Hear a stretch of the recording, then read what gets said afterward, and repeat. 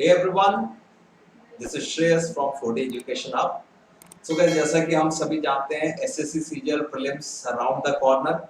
So in this series of videos, we'll be discussing special concepts, all the major concepts related to English grammar. English grammar में जिस तरह के questions previous year में पूछे गए हैं, किस तरह के questions पूछे जाएंगे. तो आज के इस वीडियो में हम 2019-20 का जो क्वेश्चन पेपर था स्पेसिफिकली ग्रामर सेक्शन को यहाँ पर हम डिस्कस करेंगे एंड उसके अलावा आने वाले हमारे सभी वीडियोस मेरी जो स्पेसिफिकली मेरी वीडियोस जो होंगी वो सिंपल इंग्लिश ग्रामर पे ही बेस्ड होगा। तो इस वीडियो के बाद जो नेक्स्ट वीडियो हम लॉन्च करेंगे वो 18-19 का होगा। तो इस तरह के एक सीरीज ऑफ वीडियो लॉन्च की जाएंगी। तो मैं आप सभी एस्पिरेंट से बोलूंगा हमारे चैनल को जरूर सब्सक्राइब करें ताकि आप सभी को लेटेस्ट अपडेट्स मिले। चलिए तो 2019-20 के प्रीलिम्स के क्वेश्चन पेपर को एनालाइज करते हैं और उसको सॉल्व कैसे करना है, what all concepts do we need to understand, इन सभी चीजों को सीखते हैं।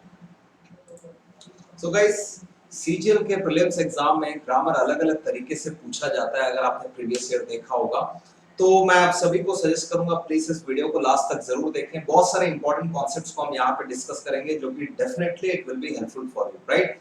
तो ग्रामर की मैं बात कर रहा था, किस अलग-अलग तरीके के पैटर्न से क्वेश्चन पूछे जाते हैं। कॉन्सेप्ट्स हमसे वही पूछा जाएगा बट उसे पूछने का तरीका अलग होगा, ठीक है। आज से कुछ समय पहले तक ऐसा होता था, एक कंप्लीट स्टेटमेंट को they used to divide into 4 और 5 पार्ट्स। वहां पे हमसे पूछा जाता है कि बताइए कौन से पार्ट में एरर है, is it in A B C और डी, ठीक है। अब तरीका थोड़ा सा चेंज हो गया है।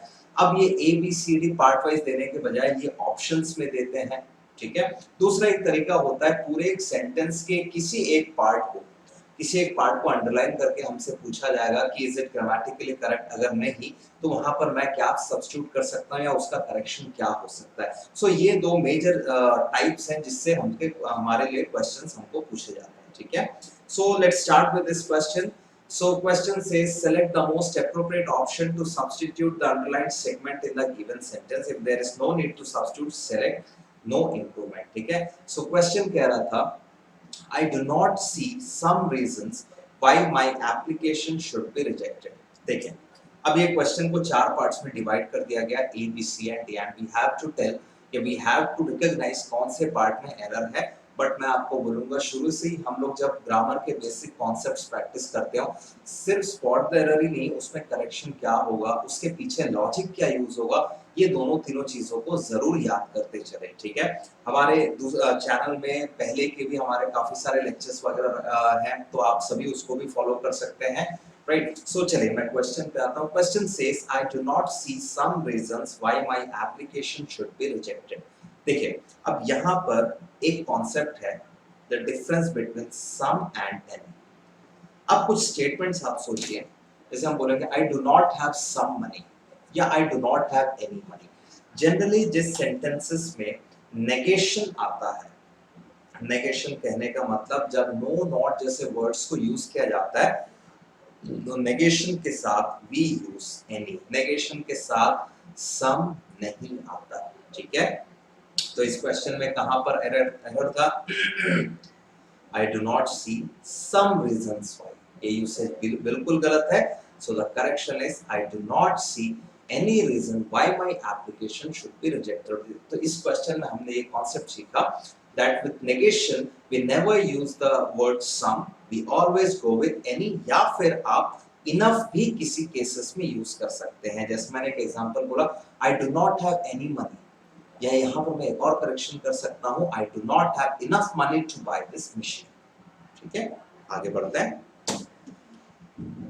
नेक्स्ट क्वेश्चन हमसे कह रहा था select the most appropriate option to substitute the underlined segment in the given sentence, if there is no need to substitute select no improvement, ठीक है। तो क्वेश्चन में यहाँ पर हमें एक अंडरलाइंड पार्ट दिया गया था और बोला जा रहा है यहाँ पर कुछ करेक्शन है तो वहां पर ठीक करिए। So the question says having been warned before he did not repeat the mistake.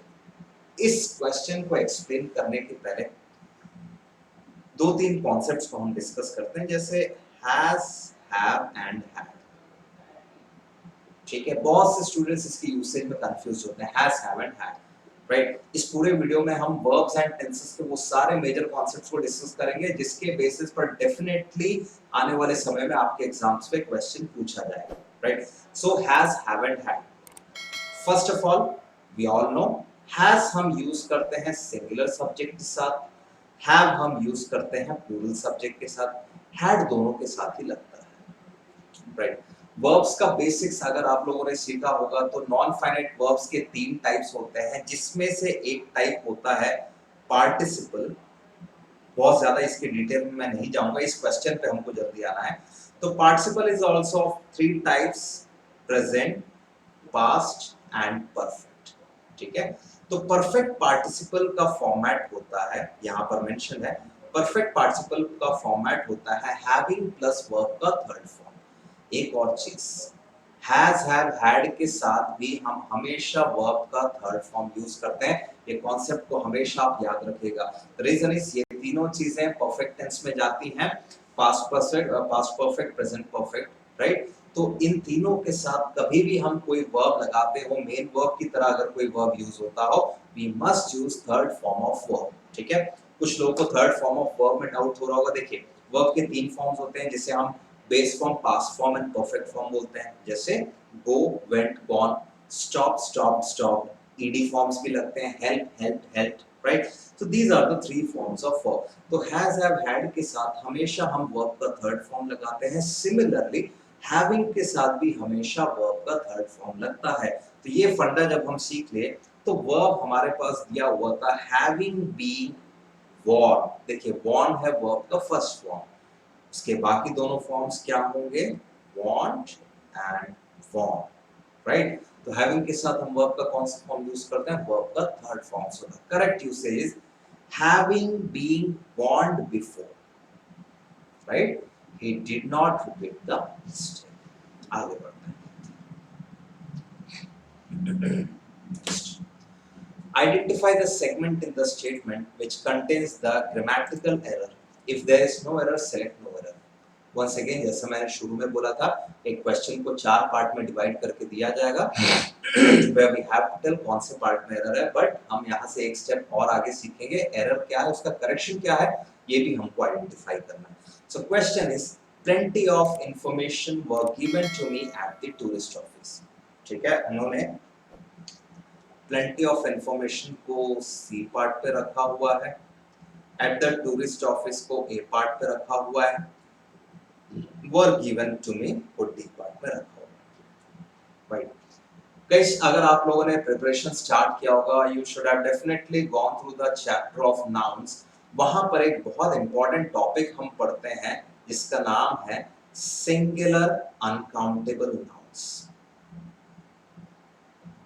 ठीक है। ये बहुत इंपॉर्टेंट है और कई बार एसएससी सीजीएल, एसएससी से रिलेटेड सभी एग्जाम में इस पे क्वेश्चंस पूछे गए। सिंगुलर अनकाउंटेबल नाउन्स, देखिए फंडा क्या है। सिंगुलर मतलब सिंगुलर फॉर्म ही होगा, उसका प्लूरल फॉर्म नहीं होता। अनकाउंटेबल मतलब मैं उसे काउंट नहीं कर सकता, वो मेजरेबल होता है, काउंटेबल नहीं होता, ठीक है। So the nouns like information, advice, jewellery, luggage, ये सारी चीजें सिंगुलर अनकाउंटेबल नाउन्स की कैटेगरी में आता है। एक सिंपल से एग्जांपल से समझता हूं। जैसे अगर मैं आपको स्टेटमेंट बोलूं कि एक स्टेटमेंट को आप इंग्लिश में ट्रांसलेट करें, सोचेगा इसमें हम क्या बोलेंगे, कल मुझे एक इंफॉर्मेशन मिली, राइट। यहां पर मैं बोलना चाह रहा हूं कल मुझे एक इंफॉर्मेशन मिली, तो मैक्सिमम लोग क्या आंसर करते हैं, देखिएगा, yesterday I received an information। हम में से मैक्सिमम लोग यही आंसर करते हैं, बट ये यूसेज सरासर गलत है। सही तरीका होगा yesterday I received a piece of information। तो मेरे फर्स्ट सेंटेंस और सेकंड सेंटेंस में डिफरेंस क्या है? फर्स्ट में मैं डायरेक्टली जब इसके साथ एन लगा रहा था वो यूसेज गलत था, लेकिन मेरी मजबूरी ये भी थी कि मुझे इंफॉर्मेशन वर्ड की काउंटेबिलिटी बतानी थी। मुझे यहाँ पर बताना जरूरी था कि मुझे एक ही इंफॉर्मेशन मिला, तो उसके लिए मैंने यहाँ पर एक वर्ड ऐड किया, अ पीस ऑफ, ठीक है। तो सिंगुलर अनकाउंटेबल नाउन्स उस तरह के नाउन्स होते हैं, जैसे इंफॉर्मेशन का मैं एग्जांपल बोलूं, इंफॉर्मेशन चाहे एक हो चाहे एक से ज्यादा हो, हम वर्ड इंफॉर्मेशंस कभी नहीं यूज कर सकते, इट्स रॉन्ग यूसेज। तो ये हो गया इसका सिंगुलर पैटर्न। अनकाउंटेबल भी ये कैसे, अनकाउंटेबल ये ऐसे है बिकॉज इंफॉर्मेशन जैसे नाउन्स के साथ हम डायरेक्टली इंडेफिनिट आर्टिकल ए या एन नहीं लगा सकते। अगर हमें इनकी काउंटेबिलिटी बतानी भी है तो हम कुछ और वर्ड्स ऐड करते हैं। जैसे मेरे ब्रदर ने मुझे एडवाइस दिया, एडवाइस इस कैटेगरी का ही वर्ड है, राइट? तो इसको मैं कैसे बोलूंगा? My brother gave me a piece of advice. Yesterday I bought a few articles of jewellery, many kinds of furniture are available in that shop. तो ये जो भी सिंगुलर अनकाउंटेबल नाउन्स होते हैं, इन सभी के साथ हम कुछ और वर्ड्स ऐड करते हैं जब हमें इनकी काउंटेबिलिटी बताना हो, राइट? तो ये फंडा हमने सीखा है कि नाउन्स हमेशा सिंगुलर फॉर्म में ही यूज किए जाएंगे। अब देखिए क्वेश्चन क्या बोल रहा था, plenty of information were given to me at the tourist office। किसी भी ग्रामर के क्वेश्चन को अप्रोच करने का सबसे पहला हमारा पहला स्टेप जो होना चाहिए, दैट इज सब्जेक्ट एंड उसके अकॉर्डिंग वर्ब। ये दो चीजें हम सबसे पहले चेक करते हैं। सब्जेक्ट सिंगुलर है तो वर्ब भी मेरा सिंगुलर होना चाहिए, सब्जेक्ट प्लूरल है तो वर्ब भी मेरा प्लूरल होना चाहिए, ठीक है? Information is a singular subject, singular uncountable nouns की कैटेगरी में आता है। therefore इसे मैं सिंगुलर सब्जेक्ट कंसीडर करते हुए आगे देखूं, मेरे पास वर्ब जो है वर दिया हुआ है, इट्स रॉन्ग यूसेज। यहाँ पर करेक्शन क्या होगा? was given to me। सो हमारा आंसर यहाँ पर होता ऑप्शन डी, जो कि ग्रामेटिकली इनकरेक्ट है, ठीक है? आगे बढ़ते हैं। Next question given is, as a little child she was afraid from darkness। Question once again divided into 4 parts। कौन से पार्ट में क्या एरर है और उसको रेक्टिफाई भी हम करना सीखेंगे। तो क्वेश्चन में एक पार्ट अजीब लग रहा था जो कि ग्रामेटिकली इनकरेक्ट भी, दैट इज अफ्रेड फ्रॉम। तो अफ्रेड बीइंग एन एडजेक्टिव, इसके दो मेजर यूसेजेस होते हैं, afraid of and afraid to. Afraid to के साथ हम वर्ब का फर्स्ट फॉर्म यूज करते हैं, अफ्रेड ऑफ के साथ हम वर्ब का आईएनजी फॉर्म यूज करते हैं। एग्जांपल हम देख सकते हैं, afraid of offending, afraid to offend. But दोनों को किस कॉन्टेक्स्ट में यूज किया जाता है, किस मीनिंग में यूज किया जाता है? देखिए, अफ्रेड ऑफ जनरली उस कॉन्टेक्स्ट में यूज किया जाता है जहां देयर आर चांसेस कि इट माइट हैपन, चांसेस है कि ऐसा हो सकता है। बट अफ्रेड टू उस कॉन्टेक्स्ट में बोला जाता है जहां पर सर्टेन चॉइस की बात होती है, ठीक है? तो कॉन्टेक्स्ट के हिसाब से अगर देखा जाए तो क्वेश्चन के इस पार्ट में एरर था, अफ्रेड ऑफ फ्रॉम डार्कनेस में एरर था, and the correction is afraid of darkness. आगे बढ़ते हैं। This one, select the most appropriate option to substitute the underlined segment in the given sentence। if there is no need to substitute it, select no improvement। Question हमको दिया गया, I was sitting at home doing nothing when I had heard that song again। देखिएगा, tense का question है, बहुत important question है, ये बहुत इंपॉर्टेंट कॉन्सेप्ट है यहाँ पर। I was sitting at home doing nothing when I had heard that song again। ये पूरा का पूरा जब वाक्य हम पढ़ रहे हो, इट डिनोट्स दैट ये एक टाइम फ्रेम की बात है, ये दोनों इवेंट्स पैरेलली उसी समय की बात है। ऐसा नहीं है कि एक इवेंट पहले हुआ या एक इवेंट बाद में हुआ, right? So here we put a concept of parallelism, मतलब जैसा हो रहा है वैसे ही कंटिन्यू करें, ठीक है? तो स्टेटमेंट सिंपली, मैं अपने घर में बैठा था जब मैंने एक सॉन्ग सुना। देखिए यहाँ पर अब बहुत इंपॉर्टेंट टेंसेस का हम कॉन्सेप्ट सीखेंगे, the difference between simple past. अच्छा चलो, टेक्निकलिटी नहीं, मैं आपको मीनिंग से बताता हूँ। तीन अलग अलग तरीके से हम एक स्टेटमेंट को लिख सकते हैं जो इवेंट हो चुका, like I heard, I have heard and I had heard. इस तीनों का मीनिंग अगर आप समझ गए तो आप खुद ही इसके आंसर को जज कर लोगे। आई हर्ड का मतलब होता है मैंने सुना, that's it, no additional information. मैंने अभी अभी सुना, मैंने बहुत पहले सुना था, कोई इंफॉर्मेशन नहीं, सिर्फ या सेम मैंने सुना। आई हैव हर्ड मुझे बताता है कि मैंने ये अभी अभी सुना है, मैंने सुना है, मैंने सुना, अभी अभी सुना, right? I had heard contextual meaning होता है मैंने उसे सुना था, ठीक है? पास्ट की बात है, रीसेंट पास्ट की बात नहीं, बहुत पहले की बात है। So this is the basic difference between three types of tenses. तो इससे ही हम टेक्निकली पहले वाले को सिंपल पास्ट कहते हैं, आई हैव हर्ड को प्रेजेंट परफेक्ट कहते हैं, आई हैड हर्ड को हम पास्ट परफेक्ट कहते हैं, ठीक है? फिर से एक बार क्वेश्चन पे आते हैं, I was sitting at home doing nothing when I had heard that song again. मैं अपने घर पे बैठा था जब मैंने वो आवाज सुना था, ऐसा नहीं बोलेंगे, जब मुझे वो आवाज सुनाई दी या जब मैंने वो आवाज सुना। That's it. तो सिंपली कोई मुझे टाइम की इंफॉर्मेशन देने की जरूरत नहीं है, इस स्टेटमेंट को सिंपल पास्ट में रखा जाएगा। सो the correction is when I heard that song again. यहाँ इस पार्ट को हम सिंपल पास्ट में रखेंगे। Got it? आगे बढ़ते हैं।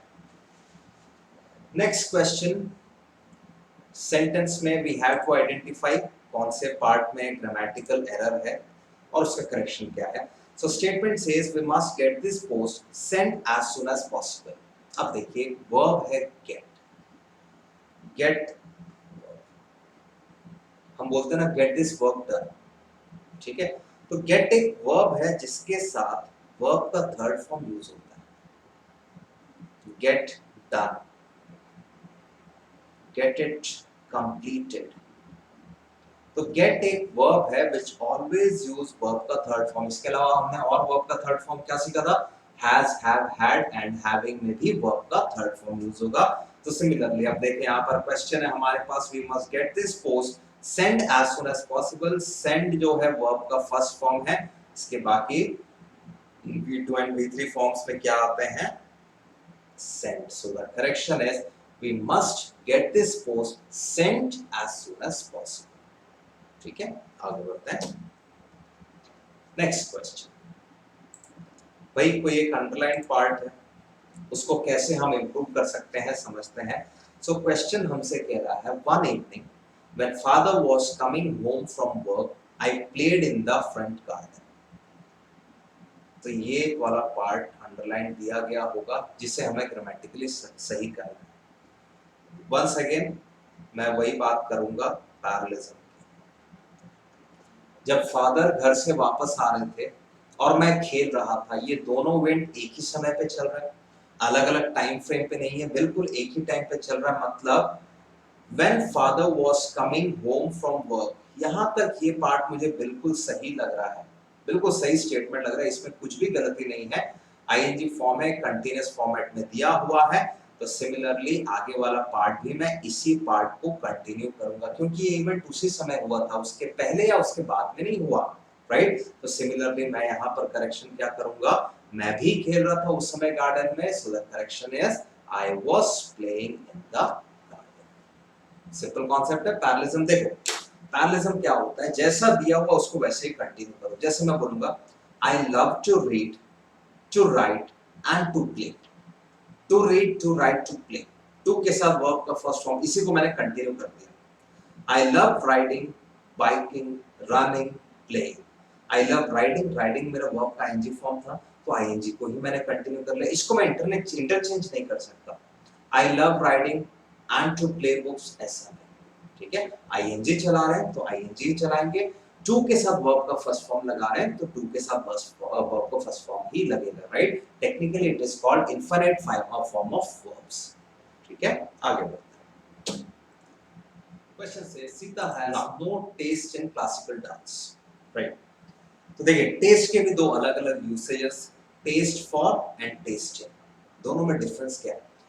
टेस्ट फॉर का मतलब होता है किसी चीज के लिए लाइकिंग होना। जैसे एग्जांपल देखते हैं, a taste for beer means a liking for beer। लेकिन taste in का मतलब क्या होता है? taste in का मतलब होता है आप जब good और bad taste में difference समझ पाते हो। For example, good taste in beer means the ability to tell good beer from bad। ठीक है, क्या सीखा हमने? taste for, liking for something, उस कॉन्टेक्स्ट में हम यूज करेंगे taste in जब we can find out the difference between a good and a bad taste। ठीक है, तो यहाँ पर कॉन्टेक्चुअली हमें इनका यूसेज नहीं आएगा क्योंकि कंपैरिजन नहीं हो रहा है। सिंपली हम ये कहना चाह रहे थे कि कोई एक फील्ड है जिसके लिए उस सीता की लाइकिंग नहीं है। So Sita has no taste for classical dance will be the correct usage. आगे बढ़ते हैं। नेक्स्ट क्वेश्चन, वही कोई एक पार्ट में अंडरलाइन पार्ट है जिसे हमको करेक्ट करना है। ठीक है, negative adverbs। Question says you will not learn cycling unless you don't try। अब देखिए दो words होते हैं until and unless। ये वर्ड्स ऑलरेडी नेगेटिव वर्ड्स या ये नेगेटिव एडवर्ब्स। हमेशा हम इंग्लिश में एक चीज को बार बार याद करते हैं, that we should prevent redundancies. Redundancy का मतलब किसी चीज को बार बार यूज करने से हमको प्रिवेंट करना है, ठीक है। तो ये वर्ड जब ऑलरेडी एक नेगेटिव वर्ड है तो हमें क्या ध्यान में रखना पड़ेगा, इसके साथ एक और नेगेटिव वर्ड नहीं यूज किया जाएगा, ठीक है। एग्जांपल से समझते हैं।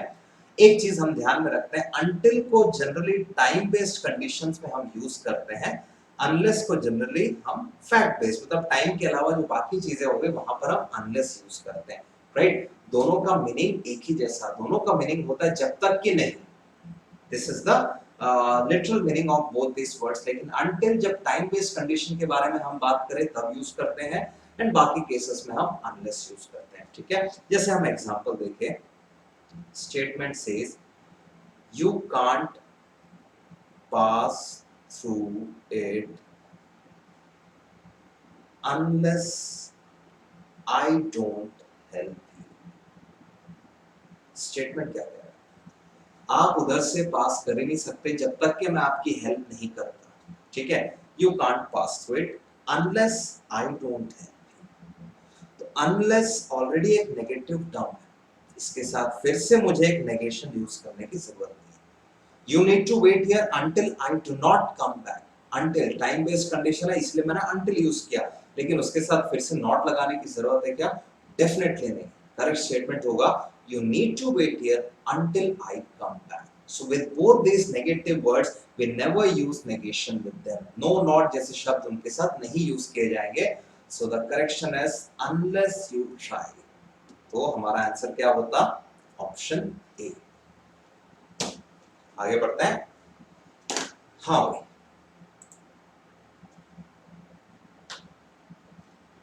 तो वंस अगेन क्वेश्चन का जो लास्ट पार्ट है उसे हमें बोला गया कितनी चीजों में, कितने तरीके से इसका सही तरीका क्या होगा लिखने का। So question says our new office will become operational from a weeks time, ठीक है। देखिए बोलना चाह रहा है एक वीक के टाइम में, ठीक है। तो फर्स्ट ऑफ ऑल फ्रॉम का यूसेज तो यहां पर गलती है, क्या होगा एक वीक में। जनरली में जो यूसेज आता है ना वहां पर हम प्रीपोजिशन ऑन यूज करते हैं, इस बात का ध्यान रखिएगा, ठीक है। इन अ वीक्स टाइम, ये तो हो गया। दूसरी बात, क्वेश्चन में एक वीक का टाइम बोल रहा था, that means time based possessive case. एक वीक का हम बोल रहे थे तो वीक के साथ एपोस्ट्रोफी एस भी हमें यूज करना था। Therefore the correction is in a weeks time. देखिए ये जो वर्ड होता है डे, ईयर, वीक, ये सुनने में नॉन लिविंग थिंग लगता है, बट देयर आर 5 एक्सेप्शंस जहां पर हम नॉन लिविंग के साथ भी possessive case that means apostrophe S लगा सकते हैं और वो यूसेज सही भी होगा, ठीक है। ग्रामर के कॉन्सेप्ट्स में आपको मिल जाएगा। The exceptions like personified nouns, idiom phrases में अगर नॉन लिविंग थिंग हो वहां पर भी हम एपोस्ट्रोफी एस लगा सकते हैं। टाइम, डिस्टेंस, वेट, इन सभी चीजों के साथ भी हम एपोस्ट्रोफी एस लगा सकते हैं, कोई गलत नहीं है। Exceptional case of possessive case of nouns में इसे कंसीडर किया जाता है, ठीक है। सो द करेक्ट स्टेटमेंट क्या होता, our new office will become operational in a weeks time. चलिए आगे बढ़ते हैं। क्वेश्चन सेज सेंटेंस में वी हैव टू आइडेंटिफाई कौन से पार्ट में ग्रामेटिकल एरर है, ठीक है। Question says if a few drops of lemon are put in the milk, if a few drops of lemon are put in the milk it has turned sour. तो आपको पढ़ते ही समझ में आएगा भाई ये वाला पार्ट अगर सिंपल प्रेजेंट में रखा गया तो इसे परफेक्ट में क्यों बोला जा रहा है, मतलब स्टेटमेंट का मीनिंग कुछ ऐसा हो रहा है। अभी हमने याद किया था ना difference between has, have and had. देखिए हैज या हैव दोनों ही प्रेजेंट परफेक्ट में आता है, हैड पास्ट परफेक्ट में आता है, ठीक है। Has done, had done. Has हम सिंगुलर के साथ लगाएंगे, हैव हम प्लूरल के साथ लगाएंगे। Has done, she has done, उसने उसे कर लिया। शी हैड डन, उसने उसे किया था। अब जब ये क्वेश्चन को मैं पढ़ रहा हूँ, क्वेश्चन कहता है अगर फ्यू ड्रॉप्स ऑफ लेमन, नींबू के कुछ बूंदे अगर हम पानी में डालते हैं, एक जनरल स्टेटमेंट है, तो वो सौर हो गया। नहीं, यहाँ पर आगे वाले पार्ट को भी हम सिंपल प्रेजेंट में ही रखेंगे, ठीक है। आपने पहला वाला पार्ट, आप एक जनरल स्टेटमेंट है तो प्रेजेंट टेंस को ही आप आगे भी कंटिन्यू करेंगे। आपने यहाँ पर बताया कि ये इवेंट कंप्लीट हो गया, और यहाँ पर जस्ट बोला जा रहा है कि अगर ऐसा करते हैं तो दोनों कॉन्ट्रडिक्ट हो रहा है। सो करेक्शन क्या होगा? If a few drops of lemon are put in the milk, it turns sour, ठीक है। दैट मींस पार्ट ए में एरर है and the correction is it turns or. एक क्वेश्चन और ट्राई करते हैं समझने के लिए। दिस स्टेटमेंट है if we heat dry ice, it will turn to vapour, ठीक है। विल जो मोडाल है वो सेंटेंस में सर्टेनिटी लाता है। इफ जो है यूसेज, ये सेंटेंस में कंडीशनैलिटी लाता है। If we heat dry ice, अगर मैं हीट करता हूं ड्राई आइस को तो वो वेपर में कन्वर्ट होता है। वो डेफिनेटली वेपर में कन्वर्ट हो जाएगा। विल यूज करने की मुझे यहाँ पर कोई जरूरत नहीं, क्योंकि अगर इफ वाला पार्ट होता है तो ही ये वाला पार्ट होगा। तो यहाँ पर एक और चीज मुझे सीखने की जरूरत है, विल लगाने की जरूरत नहीं है अगर इफ को मैं कंडीशन की तरह यूज कर रहा हूँ। सो इसी सेंटेंस को लिखने का सही तरीका क्या होगा? It turns to vapour, right guys. तो इस तरीके से कुछ मेजर वर्ब्स एंड टेंसेस से रिलेटेड इंपॉर्टेंट कॉन्सेप्ट्स को हमने डिस्कस किया। अगले वीडियो, आने वाले सभी वीडियोस को आप हमारे चैनल को सब्सक्राइब जरूर करें, ताकि जो भी लेटेस्ट वीडियोस हम अपलोड करेंगे उसको सबसे पहले आप तक पहुंचे। एंड इस वीडियो को हम नेक्स्ट वीडियो में कंटिन्यू करेंगे। नेक्स्ट वीडियो में 2018 एंड 19 के भी क्वेश्चंस को विल डिस्कस हियर, ठीक है। चलिए, so that's it from this video. Thank you.